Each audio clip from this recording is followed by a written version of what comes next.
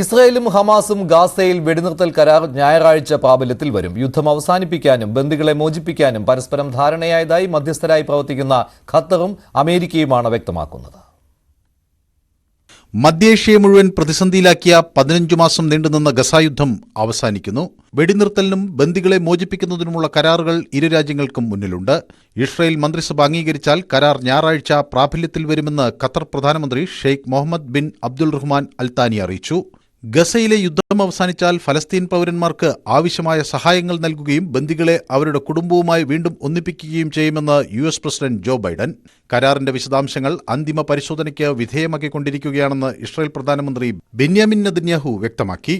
എങ്കിലും വെടിനിർത്തലിന് മുൻകൈയെടുത്ത ജോ ബൈഡനോട് നന്ദി അറിയിച്ചു. ഫലസ്തീന്റെ പ്രതിരോധശേഷിയാണ് കാര്യങ്ങൾ വെടിനിർത്തൽ കരാറിലേക്ക് എത്തിച്ചതെന്ന് ഹമാസ് നേതാവ് ഖലീൽ അൽ ഹയ്യ പറഞ്ഞു. യുദ്ധം അവസാനിപ്പിക്കാനായി നടപടികൾ പുരോഗമിക്കുന്നു എന്ന വാർത്ത വന്നതോടെ ഗസയിലെ ജനക്കൂട്ടം ആർപ്പുവിളികൾ ആരംഭിച്ചു. പ്രദേശവാസികൾ പരസ്പരം ആലിംഗനം ചെയ്യുന്ന കാഴ്ചകളും കാണാമായിരുന്നു. 6 ആഴ്ച നീണ്ടു നിൽക്കുന്ന വെടിനിർത്തലിന്റെ ആദ്യഘട്ടം ആരംഭിക്കുന്നതിനു മുമ്പ് ഇരുപക്ഷവും ശാന്തത പാലിക്കണമെന്ന് ഖത്തർ പ്രധാനമന്ത്രി ആവശ്യപ്പെട്ടു. ആദ്യഘട്ടത്തിൽ ഇസ്രായേൽ ജയിലുകളിലുള്ള സ്ത്രീകളും കുട്ടികളും പ്രായമായവരും ഉൾപ്പെട്ട 33 ബന്ദികളെ ഫലസ്തീന് കൈമാറും. ഗസയിലെ ജനസാന്ദ്രതയുള്ള പ്രദേശങ്ങളിൽ നിന്ന് ഇസ്രായേൽ സൈന്യം പിൻവാങ്ങും. കുടിയിറക്കപ്പെട്ട ഫലസ്തീനികളെ അവരുടെ വീടുകളിലേക്ക് മടങ്ങാൻ അനുവദിക്കും. ശേഷിക്കുന്ന ബന്ദികളെ മോചിപ്പിക്കൽ, പൂർണ്ണമായ ഇസ്രായേലി സൈനിക പിന്മാറ്റം എന്നിവ ലക്ഷ്യമിട്ടുള്ള 2ാം ഘട്ടത്തിലെ ചർച്ചകൾ 16ാം ദിവസം ആരംഭിക്കും. 3ാമത്തെയും അവസാനത്തെയും ഘട്ടത്തിൽ ഗസയുടെ പുനർനിർമ്മാണം ഉൾപ്പെടും.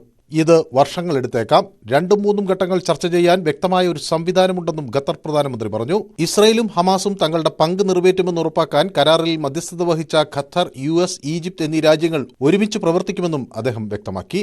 News desk, News 18.